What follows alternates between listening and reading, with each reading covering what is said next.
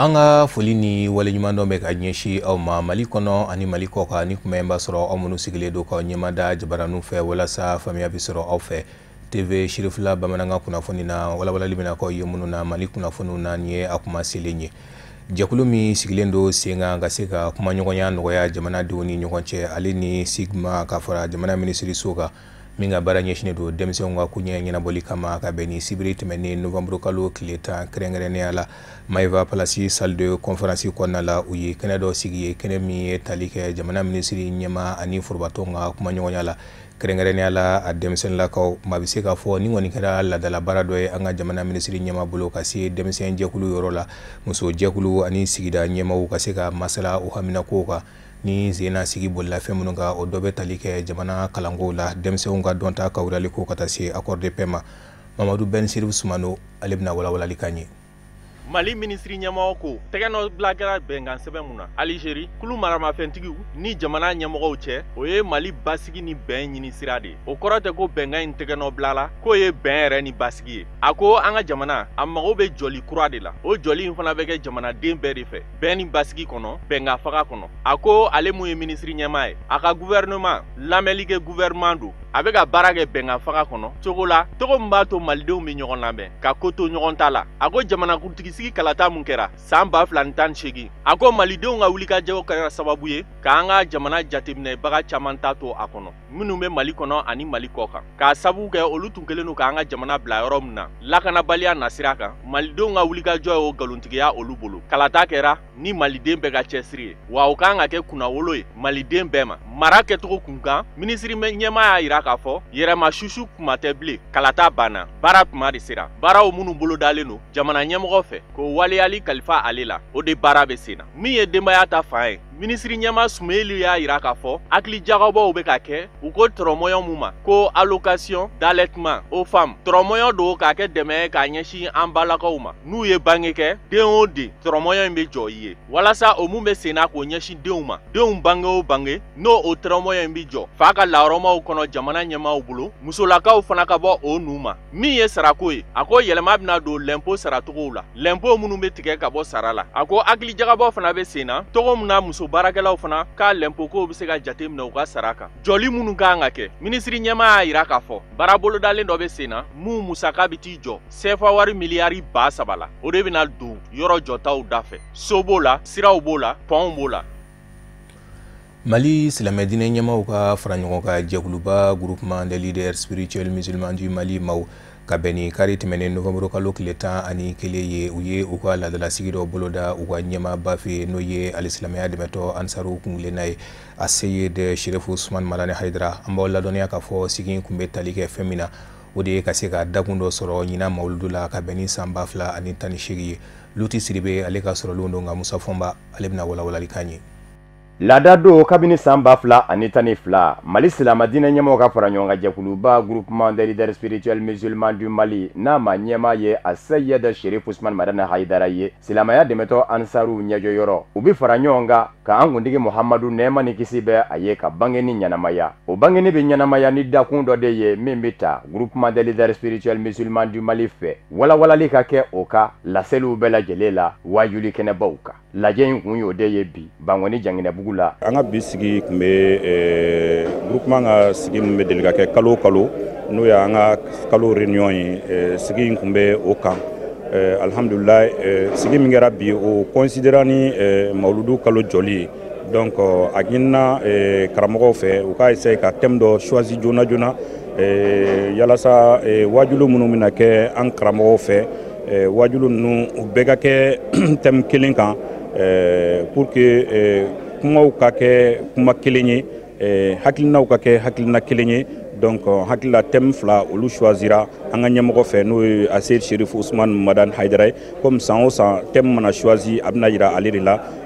pour que a ka choix kɛ thème kan donc u ye thème minnu choisi a bɛ se fo thème 7 ɲɔgɔnna la mais an karamɔgɔ ka choix bolila thème fila min kan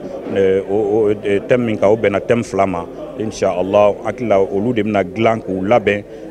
an balima minnu ɲɛsinnen don diinɛ ko koɲɛ ma groupement kɔnɔna na olu bɛna kana o thème ninnu labɛn n'u y'a labɛn conférence bɛna organiser conférence de presse bɛna organiser joona pour que ka se ka o thème ninnu k'o di wajulukɛla bɛɛ lajɛlen ma fɛn fɛn bɛ groupement ka wajulu cadre kɔnɔna na fɛn fɛn bɛ mawuludu kɛ Mali kɔnɔna na yan nɔ an bɛna a essayer ka a thème lase u bɛɛ lajɛlen ma. Kɛnɛ in fanba dɔ fɛnɛ kɛra an karamɔgɔ a Sheikh Mohamed Amin karamɔgɔba do ale n'a ka kalandenw olu donna Mali silama diinɛ ɲɛmɔgɔw ka fara ɲɔgɔn kan jɛkuluba groupement des leaders spirituels musulmans du Mali la. U tɛmɛnen kɔfɛ an balima dɔ ka bɔ Benin jamana kan ale fɛnɛ nana silamaya donga layidu 6 bayatuli islamiya minɛ. Mali silama diinɛ ɲɛmɔgɔw ka fara ɲɔgɔn kan jɛkuluba groupement des leaders spirituels musulmans du Mali ma ɲɛma silamaya dɛmɛtɔ ansaru ɲɛjɔyɔrɔ a Sayyada Cherif Ousmane Madani Haidara bolo. An nana karamɔgɔ fɛ yen an nana ala ko la an nana kira ko la an nana kana an n'a ka sɛgɛ sigi an ka hakili falenfalenw kɛ an kɔni an ye danaya sɔrɔ a la mɔgɔ bɛɛ n'i ka danaya sɔrɔ cogo don an fana nana barika an ye kuma minnu mɛn baro kɛra fɛn min kan a ye anw dusu fa an kɔni an b'a ɲini ala fɛ jamana ye ala k'a kulo suma diinɛ ala k'a taɲɛ karamɔgɔkɛ yɛrɛ ala ka barika don a n'a ka kɔlɛ la kalandenw ala ka barika don la an fana ka tɔn in ala k'a taɲɛ bawo fɛn fɛn tiɲɛ tiɲɛw tɛ ɲɔgɔn cɛ an b'a ɲini ala fɛ ala ka jamana in kulo suma ala ka barika don tɔn in na ala k'an yɛrɛ labanw ɲɛ an kanubaw an n'an bangebaw an n'an filɛbaw ala ka barika don bɛɛ lajɛlen ala ka sutura kɛ ala kɛra bɔnjɛ tɛgɛ ma. Alhamdulillah ni ye an balima dɔ de ye ka bɔ Bɛnɛ kalanden don tijaniya kalanden don a bɛ wurudili kɛ kosɛbɛ alakira sallallahu alaihi wasallam a nana fɔ a ye sugo la k'a fɔ bi na dugukolo kan ale alakira bi da ka miiri ni cɛ kelen min ye k'a fɔ de ale ɲɛji cɛ dugukolo kan bi Ousmane Cherif Madani Haidara don a ka wuli ka Haidara sɛgɛrɛ a kana baya minɛ Haidara bolo a y'i da ka sunɔgɔ tuguni yelenba dɔ nana don a ka fenêtre fɛ yelen y'a jira k'a fɔ Haidara yelen don wuli kana baya minɛ a bolo et puis ka ɲinɛ mawuludu k'a fɛ bon an balimakɛ a ti bamanankan mɛn mais adresse kama a fɔra ko n'a sera ne fɛ a bɛna usazi sɔrɔ bon o de la an nana bi alhamdulillah ni usazi fana ɲɔgɔn ye a ye layidu minɛ a y'a ka laɲiniw fɔ donc usazi ye dugawu min kɛ ani an ye ala k'a bɛɛ minɛ. Don nataw la kunnafoni di kɛnɛ dɔ bɛna sigi sen kan Mali silama diinɛ ɲɛmɔgɔw ka fara ɲɔgɔn kan jɛkuluba groupement des leaders spirituels musulmans du Mali fɛ ka mawuludu dakun forobaya bɛɛ lajɛlen ye ɲinan mawuludu n'o y'a tɛmu ye. An b'aw ladɔnniya k'a fɔ baaraba camanw de bɛ kɛ alisilamɛya dɛmɛtɔ ansaruw fɛ ka kɔ mawuludu do yɛrɛ ɲɛ o de kadira kɔnɔ ka bɛn ni sibiri tɛmɛnen novembre kalo tile 10 fɛn min ye alisilamɛya dɛmɛtɔ ansaruw ka ɲɛmaaba min bɛ Mali jamana kɔnɔ n'u ka président national ye ale ka taa ɲɛda yɔrɔbaw ka yɔrɔba minnu labɛnnen don ka se ka dunanbaw bisimila ka bɛn ni ɲina mawuludu ye. An b'aw ladɔnniya k'a fɔ a ka nin lajɛli senfɛ fɛn min ye an karamɔgɔ denkɛ ye a Seyide Cherif Ousmane Madani Haidara n'o ye Cherifo Ahmed Tijani Haidara ye ale fɛnɛ kun bɛ a nɔfɛ nin taama in na an ka maa minnu ye Bambara Cherifla o ye Tata Tule ani Abdoulaye Sogodogo ye. A ka ca ni tile damadamani ye bi labɛnw bɛɛ lajɛlen sabatilen don ka sanga ni ɲinan mawuludu kunbɛnni min n'a bɛna ɲɛnamaya ni an fa ani an karamɔgɔba ye a Seyide Cherif Ousmane Madani Haidara ka sanga ni ɲinan ta fana ye n'an karamɔgɔba ka dugawu ye jɛkulu min sigilen don ka sanga ni ɲinan mawuludu yɛrɛ ko bɛɛ lajɛlen labɛnni n'a bɛ fɔ a ma commission internationale d'organisation du mawulud u ye fɛɛrɛ ani dabali tigɛ min bɛ se ka to ɲinan san mawuludu fana bɛ se ka kɛ mawuluduw la sanbalaɲɔ ye o de kama o jɛkuluw ka fara Mali jamana ansaruw ɲɛmɔgɔ kan u taar'u ɲɛ da dunanw jigiyɔrɔ kan yaasa ka se ka kunnafoniyaw sɔrɔ dunanw jigiyɔrɔ lahalayaw kan o cogo la so minnu jɔra yaasa ka dunanbaw bisimila a jɔra ni Mali jamana yɛrɛ ka sariyaw labatoli ye ka d'a kan waleya o waleya bɛ yen k'o wajibiyalen don o hakɛw bɛɛ lajɛlen dafara ka sanga ni nin dunanjigiso ninnu jɔli ye. Jigiyɔrɔ ka ca kosɛbɛ yɔrɔba minnu bɛ yen n'an ka dunanbaw bɛ jigiyɔrɔw la o yɔrɔ 4 bɛ yen nɔ an ye an sen jɔ yɔrɔw la k'olu lajɛ n'o ye an ka étage mun filɛ dɔgɔtɔrɔso sira la n'u b'o wele ko annexe ani étage mun filɛ madraso kɛrɛfɛla la n'o ye an ka chaise b'o dugumala la ani étage mun filɛ madraso cour da la nin ye n'ale ye immeuble ye ale ye étage 3 de a ka bon fana donc ka fara kalanso yɛrɛ kan. Fɛn femi ye dumuni ko ta fanfɛla ye waleya foyi tɛ no min n'a kɛra bolo kɔfɛ fɛn ye walima ka waleya dɔw sugandi kunfɛ nin dunanba ninnu kelen-kelenna bɛɛ lajɛlen min na sɔrɔli kɛ dumuni nafamaw na ka fara a hakɛ ɲumanw kan ka sanga n'u yɛrɛ sagona dumuniw dilanni ye. Bon dumuni ko fana labɛn bɛ yen parce que restauration b'an bolo restauration mɔgɔw bɛ yen nɔ olu b'o occupé dumuni ko la bon labɛn kɛlen b'u fana bolo voilà alhamdulillah an ye an ka dunantigi an y'a labɛn Mali kɔnɔ section fɛn bɛ yen n'a kan ka na presque a bɛɛ jigiyɔrɔ labɛnnen don an bolo an bɛ ka affiche nɔrɔ u kan ka loger yɔrɔ min o yɔrɔ da la jamana bɛɛ lajɛlen fɛn bɛ n'u kan ka na jamana 34 a bɛɛ jigiyɔrɔ labɛnnen b'an bolo affiche nɔrɔlen b'a bɛɛ da la i n'a fɔ an ye affiche yɛrɛ yir'a la cogo min na affiche ninnu nɔrɔkun ye min ye a bɛ nɔrɔ da mun na a dunanw n'u mago bɛ a baara bonda mɔgɔ min na u bɛ se ka olu wele k'a yira k'a fɔ nin ko b'u ye affiche ninnu nɔrɔlen o kama accueil hébergement bonda 2 don dɔw bɛ dunan jigi dɔw bɛ recensement kɛ. An wulila ka taa an ɲɛ da yɔrɔw kan yɔrɔ min waati belebeleba min natɔ filɛ an ma ni o de wele ko mawludu n'o ye alakiraba Muhammad sallallahu alaihi wa sallam ale ka bangeli ye ka se ka o ɲɛbila baaraw kɛ an kan ka dunanw jigi yɔrɔ minnu na an kan ka u ka accueil kɛ cogo minnu na o la an taara an ɲɛ da olu de kan n'o ye fédération Ansardine o wulila ka se ka taa o yiraliw kɛ o la o de kɛra an ka wulikajɔ ye bi o nisɔndiya bɛ an na sabu an bolo nin ye fɛn belebeleba de ni o ye alakira Muhammad sallallahu alaihi wa sallam ni o ye ale ka bangeli ye parce que an b'o de k'a fɔ belebeleba minnu bɛ silamɛya la nin b'a la walima nin de ka bon n'a bɛɛ ye parce que ni an ye fɛn o fɛn sɔrɔ ko ka bon silamɛya ko la ni jɔn de ye an y'o dɔn alakira Muhammad sallallahu ta'ala alaihi wa sallam an y'o dɔn ni kira yɛrɛ de ye o la ala y'o di an ma ka bɛn waati min ma an b'a fɔ ko o de ka bon anw bolo ka tɛmɛ waati bɛɛ kan o la o ɲɛnamayali anw bolo o ye diyagoya de ye anw kan ka wuli k'o ɲɛnamaya o la o bɛ ɲɛnamaya ni fɛn o fɛn ye jango kɛrɛnkɛrɛnnenya la mɔgɔw bɔ diɲɛ fan bɛɛ fɛ ka na Mali la yan k'a daminɛ continent bɛɛ la Amérique Europe ani ka se Asie ma o la ani Afrique jamana caman minnu bɛ délégation kɛ ka na an sɔrɔ Bamako yan nɔ o la u ka jigiyɔrɔ kow labɛn jumɛn bɛ an bolo o la an wulila ka o de yira kira ko de ko ni mɔgɔ min dalen don Ala la a dalen don lahara la ko a tigi ka a ka dunan bonya o la o ye diyagoya de ye anw kan. An bɛ aw ladɔnniya k'a fɔ nin dunanba minnu bɛna Mali jamana sɛgɛrɛ ka sanga ni ɲinan san mawuludu ye u tali an'u bilali ka taa u dagayɔrɔ la o tɛna kɛ gɛlɛya ye u ma ka d'a kan mobiliw labilalen don u ye min n'a damu ka bon kosɛbɛ wa fɛn min y'a mobili bolilaw ye olu fana ka dɔntaw kawuriyalen don ka d'a kan u ka dɔntaw kawuriyalen don Bamako siraw dɔɔni sira kan nin bɛɛ lajɛlen kɛ kun ye walasa ka ɲɛda kura di ɲinan mawuludu ma ka sanga ni san 2018 san o san safo komini kɔnɔ kɛrɛnkɛrɛnnenya la doɲumaniya ziyara belebele bɛ labɛn alisilamɛya dɛmɛtɔ ansaru fɛ ka ɲɛsin an karamɔgɔ Aseyid Sherifu Usman Madani Haidara ale ka denbaya minnu dalen bɛ ni ɲinan ta bolodalen don ka bɛn ni kalo in tile 15 ma ka kɔn o baara in ɲɛsa fɛn min ye alisilamɛya dɛmɛtɔ ansaru ye ka bɛn ni kari tɛmɛnen Novembre kalo tile 11 u bɛ se maa 500 ma minnu taara u sen jɔ doɲuman na ka se ka yɔrɔw furan ka saniya ka kɔn dunanbaw nali ɲɛ an ka mamunu ya barakiw nɔfɛ Sadio Sidibe Abdoulaye Sodogo ka fara Buya Kulubali kan. Tile damadamani kɔfɛ an bɛna don ziyara kɔnɔ o min n'a bɛna boloda don ɲuman na ka sanga ni ɲinan san 2018 ye o sira kan mɔgɔw bɔra iko kɔnɔkulu denmisɛnninw ka fara musolakaw kan u n'u ka baarakɛminɛnw daba arato ka fara baarakɛminɛn caman kan yasa ka don ɲuman na kɛnɛbaw lasanuya kɛnɛba minnu n'a bɛ t'i jɔ hectare 50 bɔ ɲɔgɔn la walasa ka se ka mɔgɔw bisimila mɔgɔ minnu bɛna bɔ diɲɛ fantan 4 bɛɛ lajɛlen fɛ yasa ka na ɲinan ziyara ɲanamaya an fa ani an karamɔgɔba kɛrɛfɛ Aseyid Sherifu Usman Madani Haidara. Sɔgɔmada bilakun kɛra fɔlɔ ye ko damadɔ kama ka na yɔrɔ labɛn dunanw bɛ bɔ fan caman fɛ ka na sirifuw fɛ yan nɔ ba ka ca Ala fɛ dugulenw fana kan k'o labɛn ka yɔrɔ saniya ka bila dunanw ye o de farifoni na nisɔndiya jama sɔrɔ yan nɔ baara in kunba ye min ye ni k'i b'a bɛ fara ɲɔgɔn kan a bɛ min kɔ fɔ o ye sirifu kanu de parce que n'i ye mɔgɔ kanu a bɛ fɛn o fɛn fɛ i b'a fɛ an kɔni Haidara a ɲana anw ma Ala ka ɲa yɛrɛ ma a kanu min b'an dusukun na Ala dɔrɔn de b'a dɔn a y'an bɔ kojugu caman de la min tɛ se ka ɲɛfɔ ne min yɛrɛ filɛ nin ni ko an k'a ɲɛfɔ a y'an sɔrɔ danga min na a y'an sɔrɔ danga min na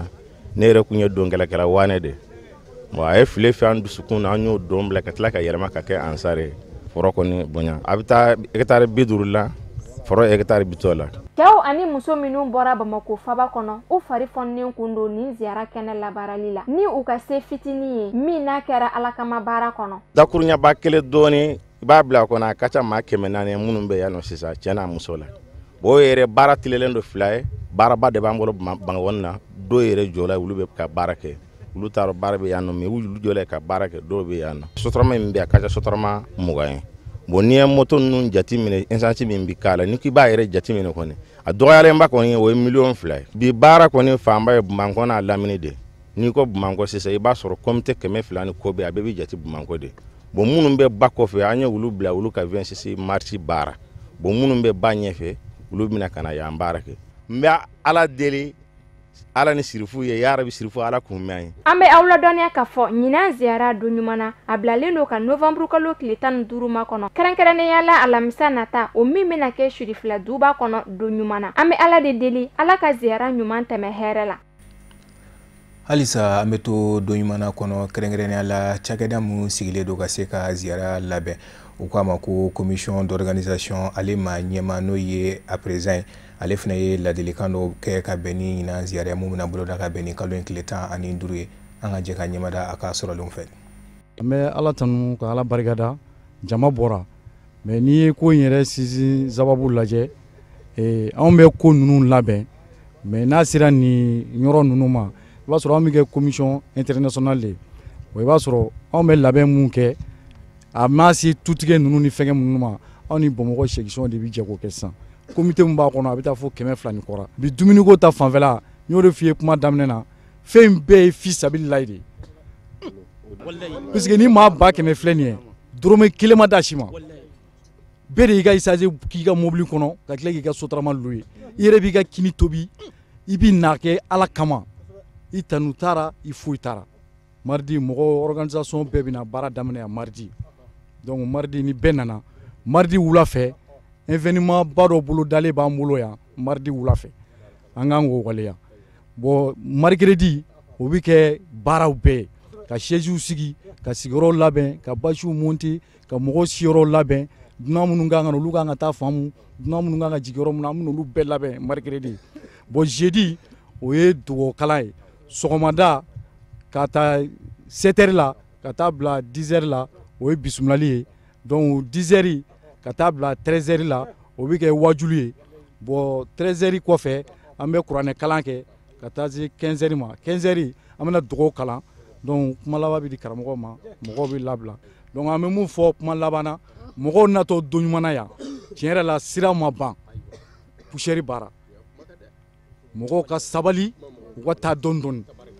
parce que fɛn gɛlɛya yɔrɔ yɛrɛ ye mun ye e ka sotarama louer e ka tila k'i sigi o ka taa aw faga ou bien o ka taa accident kɛnɛw ye ka sɔrɔ i yɛrɛ de ka wari donna na a fɔ k'a jɔ i k'an yɛrɛ wele an bɛ mobili bila ka taa a ka mɔgɔw ta a kana sɔn dafɛn si ma ka wari bɔ ka tila ka kɛ k'i yɛrɛ lanjaba a kana sɔn an tɛmɛna o waati kan yanni don ɲuman kɔni cɛ ni sotaramatigi ma sɔn k'a kɛ a sago ye a y'i bɔ a ka mobili kɔnɔ a k'an wele transport b'an yɛrɛ bolo a ye wari mun d'a ma an bɛ mɔgɔw bila an bɛ taa ka na n'a ye don ɲuman na pour que mɔgɔw ka kisi an bɛ Bamakɔ section fo nin baara in na ka international ɲɛmɔgɔw fo ka Seydi Serifu Usumani Madani yɛrɛ fo ala ka sija ni kɛnɛya nabanko ɲuman ala k'o dan n'a ma ala ka n'a wasa ala ka n'a kɔrɔta kira bonya kama karamɔgɔ yɛrɛ hɔrɔma kama sallallahu Muhammad. Tɔ min bilala sen kan ka se ka bozoya ta ka don ba la an'u ka seko ni dɔnko u k'a ma ko bozo kabu ka bɛn ni kari tɛmɛnen novembre kalo tile 11 stade omnisport kɔnɔna na kɛrɛnkɛrɛnnenya la a pavillon de sport ye fɛn min ye nin tɔn in ye u ye u ka baaraw nun don an b'aw ladɔnniya k'a fɔ maa min sigira a biro kɔnɔ o bɛ bɛn maa 39 ma ni a ɲɛmaya o bɛ alimami kureshi bolo san 4 baara kama Amadu Kamara ani Baba Keta olu ka sɔrɔlenw don. Aure bakuruba la bozo kabu a kun tɛ dɔwɛrɛ walasa ka Mali bozo k'u bɛɛ lajɛlen fara ɲɔgɔn kan k'u ka taabolo u ka kan k'o don ba la. Ne nisɔndiyalenba don ne ye Madame Siribara Fatumata Diallo ye ne ye bozo muso den ye ne ye bozo cɛ muso ye donc ne ye bozo ye ne denw ye bozo ye donc ne yɛrɛ ala ye jarabi dɔ da ne na kabini ala ye ne yɛrɛ da ne ka kɛlɛ bɛ bozo bɛ se ka taa ɲɛ cogo min u bɛ se ka bɔ dibi la cogo min u bɛ se ka baara kɛ cogo min u bɛ se ka lakodɔn cogo min parce que mɔgɔw minnu don u nana yan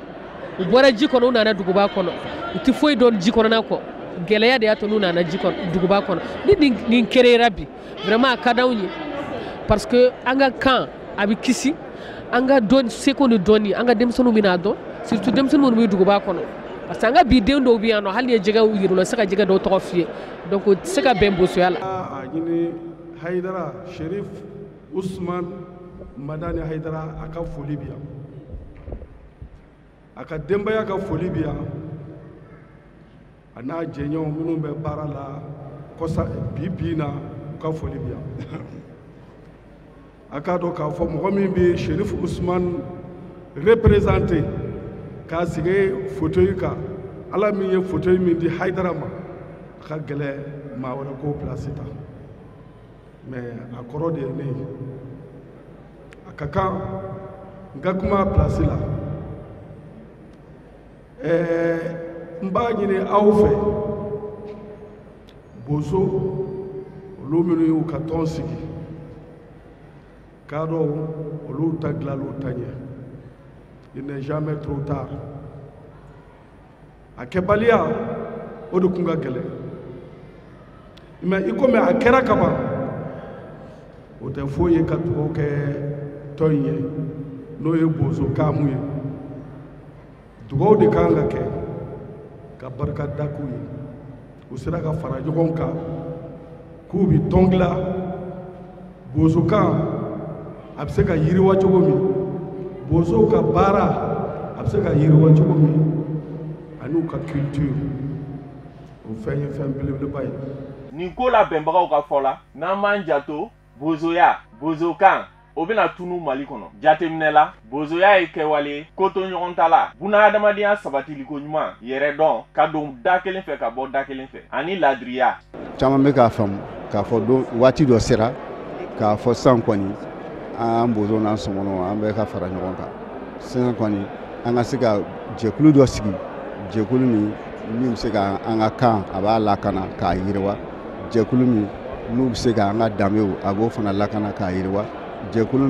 min bɛ se k'a yira k'a fɔ ni gouvernement n'a a kan ka bozo ni sɔmɔnɔw wele ko nin jɛkulu de bɛ wele ka kuma a tɔgɔ la bon min y'an bila a la an ka kan tunutɔ don o ma dogo mɔgɔ si la yɔrɔ caman na a tɛ fɔ an ka danbew tunutɔ don an ka dɔnniw tunutɔ don an faralen tɛ ɲɔgɔn kan. boso ka tɔn ka sigi a ka di anw ye a ka di boso bɛɛ ye nka n'i ye ne ɲininka n b'a fɔ a ka di ne maa ma nama kiri de ka tɛmɛ bɛɛ kan munna ne jɔra yɔrɔ o yɔrɔ n ye boso présenté a bɛɛ lajɛlen na a ye ka kɛnɛ bɛɛ kan k'a ta tamani ka taa uniforme la yan ka taa don ɲuman na n jɔra yɔrɔ o yɔrɔ n ye boso kan fɔ a bɛɛ lajɛlen na k'a fɔ boso ka fara ɲɔgɔn kan siya tɛ se ka développer ni kan tɛ n ye boso kan fɔ a bɛɛ la o tuma o nisɔndiya a n'an ka famille bɛɛ lajɛlen an tupira an ye boso de ye ka bɔ ho ka taa kira ka taa ja o tuma boso tɔn ka sigi o ka di an bɛɛ lajɛlen ye o yɛrɛ de ye na n'o tɛ ne ni tɔn sigi cɛ a ka ca ni san 10 ye bosoya de y'a to ne nana bi ala sago aw sago. bozow ka nin jɛkuluba in a ka laɲini tɛ dɔwɛrɛ ka bozoya n'o sinsinbere ye tilennenya janto yɛrɛ la ani ka bɛɛ lajɛlen kɛ kelen yaasa o ka sabati. bi ye nisɔndiyaba dɔ ye k'a sababu kɛ bozow somɔdɔnw u n'u ɲɔgɔnna bɛɛ mɔgɔ o mɔgɔ bɛ Mali kɔnɔ n'a bɛ sigilen jida la walima n'a bɛ baara kɛ ji la ji sanfɛ walima ji kɔnɔ laada la ayiwa olu y'a décidé bi k'u bɛna jɛkuluba sigi ka jɛkulu sigi pour que ka u ka seko ni dɔnko ani u ka laada u ka culture en un mot pour que o ka taga ɲɛ pour que o kana tunu surtout alors bi ɲɔgɔn lajɛrɛ in kun tun y'o de ye. an b'aw la dɔnniya k'a fɔ ni lajɛrɛba in sen fɛ u ye biro kura dɔ sigi sen kan n'o bɛ taa maa 39 n'a ɲɛmaaba ye alimami kureshi wa san 4 kalifalen b'a la a n'a ka biro maaw u ka mali bozow bɛɛ ladon da kelen fɛ k'u labɔ da kelen fɛ. Sibiri tɛmɛnen Novembre kalo tile 10 Nangola commune rurale de n'a bɛ fana sous préfecture fɛ olu de ye sigi dɔw boloda u ni ɲɔgɔn cɛ sigi min senfɛ u ye ŋaniya sira kɛ k'a jira k'a fɔ a ka d'u ye bibi na fɛn min ye u ka commune rurale ale ka se ka yɛlɛma ka kɛ arrondissement ye bari sabula ka d'a kan fɛn min ye an ka jamana ɲɛmaaw ye olu ye kunnafoni bila k'a fɔ mara tigɛli ka tugu kura ye ko baaraw bɛna dabɔ an ka maa minnu ye a sigi baaraw sera u nɔfɛ kɛrɛnkɛrɛnnenya la o ye Samayira Sanogo ani Seru Ɲare ye. Mɔgɔ 20,898 dugu 14 buguda 25 ninnu de farala ɲɔgɔn kan ka kɛ commune rurale ye min ni a sigila sen kan kabi san 1999 ka kɛ ni jamana ɲɛmɔgɔw ka laseliw ye min bɛ tali kɛ fanga cɛbɔli walima ka fanga segin so Nangola commune rurale ressortissants ka fara a dugudenw kan o ye sikafɔ kɛ min hukumu kɔnɔna na o ye ŋɛnɛ yira kɛ jamana ɲɛmɔgɔw la min na kɛ sababu ni Nangola commune rurale bɛ se ka kɛ arrondissement ye cogo min na. N'a fɔra ko mara tigɛ ka jɔ bɛna kɛ n'o ye découpage ye o découpage kɔnɔna na an y'an ka sigida mɔgɔw wele parce que an welela arrondissement na ka taa kunnafoni min fɔ an ye o ye arrondissement kura minnu bɛna sigi donc an ye sigida mɔgɔw wele ka n'u lamɛn u ka laɲini ye min ye arrondissement kura minnu bɛna se ka sigi Nawala ka kɛ arrondissement ye ka da kun minnu kan Nawala ye yɔrɔ min ni ani arrondissement cɛ ka jan donc o b'a jira k'a fɔ yɔrɔ min don sɛnɛ sira fɛ Nawala yɔrɔ min n'a lakodɔnnen don jago sira fɛ Nawala yɔrɔ min n'a lakodɔnnen don donc an bɛ lieu min kɔnɔ an ka laɲini na o b'a yamaruya an ka kɛ arrondissement ye n'an kɛra arrondissement ye a bɛ doni caman ta ka bɔ an kun. Dugutigi minnu bɛ Nangola commune rurale kɔnɔna na olu ye o ka nisɔndiya yira ka kɛɲɛ ni sigikafɔ in kɛli ye ka d'a kan o ko sigikafɔ o ye damu ye ni k'a yira k'a fɔ ko nin baara min kɛlen filɛ nin ye a jɔyɔrɔ ka bon olu ka sigida yiriwali la o de la olu tɛna sɛgɛn ka ressortissants ani sigida ɲɛmɔgɔw ni olu ye autorités communales ye ka o dɛmɛ cogo min na baara min filɛ nin ye ni o b'a la a na se ka se a dan na. Laɲini min bɛ dugutigi fɛ laɲini min bɛ dugutigi fɛ n'o kan ka fɔ o y'an ka arrondissement ko de ye an bɛ hami o la bi an bɛ hami o la sini wa an b'a ɲini Alahu Taala fɛ an ka arrondissement ko in Ala k'a ɲɛ ka d'an ma an bɛ a ɲini Alahu Taala fɛ jama min nana n'o bɛɛ hami ye arrondissement ko in an b'a ɲini Ala ka a bɛɛ lajɛlen dugawu minɛ laɲini fɛn o bɛ a kɔnɔ an b'a ɲini Alahu Taala fɛ a bɛɛ ka sabati an Nangola kabi jamanatigi ko tile rɔ an ka lamini nugu in bɛ tun bɛ Nangola fɛ wali bi u b'an fɛ an b'a ɲini Alahu Taala fɛ an ka commune dugu ni arrondissement dugu bɛɛ an ka bɛɛ kelen kan an b'a ɲini Alahu Taala fɛ laɲini minnu bɛ an ka dusukun na o ka sabati. Bɛɛ lajɛlen kan ka se ka jɔyɔrɔ fin jamana jɔli la walasa ka o kɔrɔfɔ yɛlɛma ka kɛ kɛwali ye bɛn ani keleya kan ka se ka kɛ bɛɛ haminako ye o de y'a to Nangola commune rurale a ressortissants o y'a yira ɲɛmɔgɔw la ko olu tɛna to kɔ nin baara in na min ni a nafa ka bon kosɛbɛ olu ka sigida jɔli la. Fɛn min ye anw se Nangola ya bi an sera ya fasoko de la fɛn jumɛn ye an se yan an sera ya ka faso nɔfɛ ka yira k'a fɔ an b'an ka faso nɔfɛ laɲini dɔw bɛ yen fɔ an ka wuli ka na an fasolamɔgɔw fɛ an n'u ka sigi ka fɛn fɔ ɲɔgɔn ɲɛna nin ye miirila nin dan siɲɛ fɔlɔ ye ka nin réunion in kɛ bon bi ta in an ye lawulinkama kɛ ka welewele da ka bɛɛ fara ɲɔgɔn kan n'i y'a mɛn mara segira so an bɛɛ lajɛlen bɛ jɛ ka ɲɔgɔn dɛmɛ ka jɛ ka président dɛmɛ a ka baara la a ka baara labanko ɲuman ka jɛ ka an bolo di ɲɔgɔn ma miiri la marasegiso a diyara an ye a nisɔndiya b'an kan Mali bɛɛ lajɛlen an bɛ fa kelen ba kelen mais laɲini min b'an bolo kɛrɛnkɛrɛnnenya bolo ma Nangola maraden bɛɛ lajɛlen an ka laɲini o ye an ka arrondissement ko kuma ye donc Nangola an ka arrondissement bɛ se ka d'an ma cogo min na l'école ko gɛlɛya b'an kan hali yɔrɔ ni mètre t'anw fɛ yan mètre joli bɛ o y'a bɛɛ bɔ yan sisan hali yɔrɔ na an bɛ l'école yɛrɛ min kɔnɔ nin ye yan an ye ninnu jɔ n'an bolo de ye o an bɛ nana bɔgɔbaara kɛ ka nin sow jɔ yan o don Ala sago a sago. an ma ladɔnniya k'a fɔ ko ni sigikafɔ kɛnɛ min kun dabɔra walasa ka walawalali caaman kɛ sigida kow la a kun cɛra ni duwawu sanumanw kɛlenw ye cogo min na bɛn ni sabati f'a ka se yiriwa ma o na se ka sigi cogo min na Nangola commune rurale kɔnɔna na f'a ka taa se an ka ba Maliba ma. Ya Rabbul Izzat wa ma yasifuna wa salatu wa salamu ala al-mursalina walhamdulillahi rabbil alamin. Farikolo ɲɛnajɛ nasiraw fɛ kɛrɛnkɛrɛnnenya la Sina Dolanci fanga ni jɛkulu PRVM fasoko ka bolofara min bɛ Mayina commune rurale kɔnɔ n'u k'a ma ko section ale kun ye kupu min da a commune denw ni ɲɔgɔn cɛ o baaraw de kuncɛra ka bɛn ni sibiri tɛmɛnen novembre kalo tile 10 maa minnu ye ɲɔgɔn sɔrɔ a final kɛnɛ kɔnɔ o ye suruku dingɛ ani babɔrɔto ni a dolanciw kuncɛra 7-1 na a kɛra sababu ye maa caman de ka bɔ jamana faba kɔnɔ ka Mayina commune rurale ma gɛ kɛrɛnkɛrɛnnenya la Samba Kulubali n'o ye fanga ni jɛkulu ye u ka secrétaire général ye kɛrɛnkɛrɛnnenya la Mayina commune rurale tɔgɔ la an ka maa minnu ye a baara seereya o ye Bubakar Traoré ani Ibrahima Kulubali. Ni balontan in kun kelen do ka bila ko min kɔnɔna sa min bɛ bɛn ani kelenya ko fɔ Mayina denmisɛnninw ni ɲɔgɔn cɛla la ni ye jateminɛ kɛ dolanci do sibiri sɔgɔmada fɛ a daminɛla ni bonya belebele min ye kulo in den fa Samba Kulubali a ye bonya belebele kɛ ka ɲɛsin Mayina sous district min ɲɛsilen bɛ siran dolantan ma o bɛ tali kɛ fɛn jumɛnw na sa finaliste fila olu ye donfini sɔrɔ jalatigɛba n'o ye arbitre o ye donfini sɔrɔ ballon o fana sɔrɔla kɛnɛ kan ka fara médailles kan ani bolikɛlaw ka fini a ka fara fɛn caman kan an b'a fɔ o tɛmɛnen kɔ ka bɔ yen wulafɛla la jama kɔni i kunda dolantan terrain kan ka se ka ni final belebele ka a bisimila min kun kelen do ka suruku dingɛ ni ale donfini jɛma ani fiman ye ani FC Baboroto bila ɲɔgɔn na folu tɛmɛnen kɔ ka bɔ yen nɔ ani coup d'envoi symbolique jalatigɛba ale ta kari forobamugu la tɔn 2 karila ɲɔgɔn na nka an b'a ye k'a fɔ depuis dolanci daminɛ sanga 6 na Salif Tunkara ale bɛna cili fɔlɔ sɔrɔ ka don min ye suruku dingɛ maaw kanu na o kɔfɛ dolanci kɔni bɛ ɲaga fo kana se sanga 31 na ma Gala Sisogo ale fɛnɛ bɛna celu jibɔ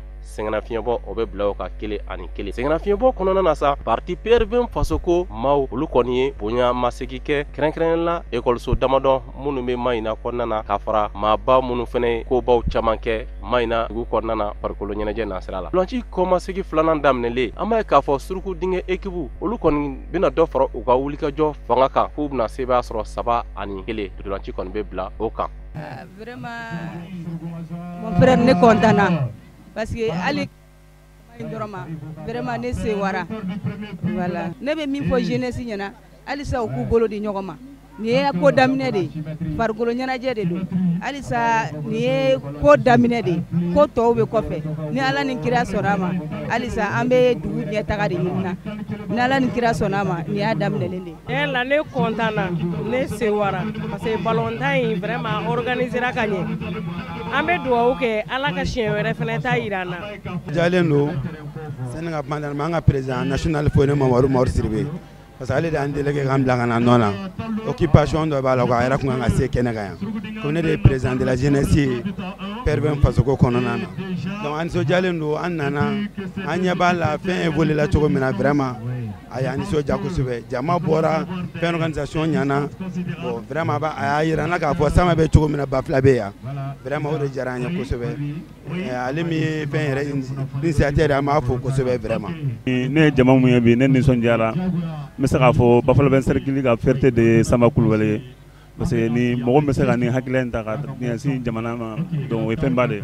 donc an bɛ dugawu de kɛ ala ka nin ko in ta ɲɛfɛ. Ouais bon efere nisɔndiya min bɛ na an bɛ ala fo k'a barikada sabula ballontan tulonkɛ dɔgɔmani tɛ a sera ka labɛn ne ni n ka mɔgɔw fɛ k'a sɔrɔ mankan ma k'a la vraiment o ye bonya dɔ ye ala folen kɔ k'a barikada o la n bɛ sɔrɔ ka se an bangebagaw ma k'olu fo k'u barikada sabula jama mara ma nɔgɔn donc ni ala y'a nɔgɔya n'an b'a la ka taa n'a ye dɔɔni dɔɔni o ye ala tandu ye o kɔfɛ an b'an ka donateur fo ka waleɲuman dɔn vraiment événement min kɛra an fɛ yan bi an famana ni ɲɔgɔn ma donateur ka nin kan ye a ye dugu bɛɛ la content vraiment an b'a fo ka waleɲuman dɔn o la sabula PRVM fasoko a filɛ ka kupu min di an ma an tɛ fɛ a ka tigɛ tuguni parce que nin kupu n b'a dɔn club bɛna préparer san nataw la ka tɛmɛ nin kan siga foyi t'a la min bɛna k'a final nɔfɛ ne b'a dɔn Mayina ballontan bɛ cogo min na a bɛ kɛ ten donc o la n bɛ Mayina population bɛɛ fo k'u waleɲuman dɔn ka foli di n ka district ma ka foli di n ka ligue ma.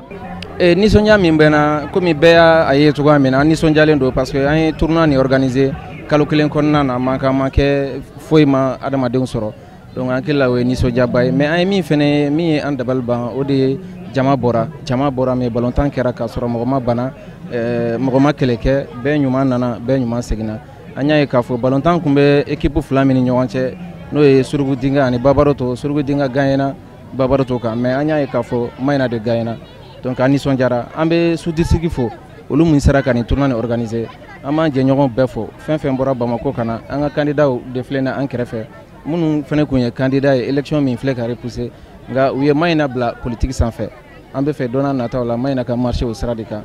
politique o y'a dama ko ye an ka adamadenya an k'o fɛnɛ kɛ pour que développement a bɛ se ka na cogoya min na an nisɔndiyalen don an bɛ aw journalistes fo an bɛ population fo an bɛ minnu ye tournoi nin organiser an b'a bɛɛ fo k'a fɔ ko nin ye édition fɔlɔ ye ala ka fanga kun an na pour que an ka se ka édition dɔ wɛrɛ kɛ nin kɔfɛ. O kɔfɛ sa an b'a yira maaw la k'a fɔ équipe fair play o kɛra FC Babaroto maaw ye wa u ka cɛden min bɛ n'u kama Gala Sissogo ale de taara ka kɛ cɛlidonnaŋana ye nin ko in na Cheikh Tidiane Diallo n'ale bɛ ballon ta Surugu dingɛ la ale kɛra ɲɔgɔntɛ ɲɔgɔnmada ye Dolanci nasira la u ka cɛli kɔlɔsi basa n'o ye Seku Jakite ale kɛra ɲɔgɔntɛ ɲɔgɔnmada ye o nasira fɛnɛ la wa maa min dasira final la ale ye 10,000 sɔrɔ ka bila ko ka médaille fɛnɛ don a kan na maa min ye jɔnjɔn ta 15,000 dira ale ma ka fara médaille ni jɔnjɔn kan a yira maaw la k'a fɔ finali in yɛrɛ daminɛtɔ la min ye bolininjɛlaŋanaw olu kɔni karila ɲɔgɔn na ekɔliso minnu bɛ yen olu ka bolininjɛlaŋana denmisɛnnin kunda olu fara ɲɔgɔn kan cɛw ni musow ka se ka bolininjɛ fari bolo da an b'a fɔ o kun cɛlen sa bolikɛla bɛɛ lajɛlen kɔni ye médaille sɔrɔ ko o don a kan na an bɛ dugawu de kɛ ko ala ka siɲɛ wɛrɛ ta yira an na. O fana de bɛ dansigi bi bamanankan kunnafoni sɔrɔlenw na mun labɛnna kunnafoni diso ɲɛmaa sufɛ ka kɛnɛ ni kuma in ye aw k'an bɛɛ laseli wɛrɛ.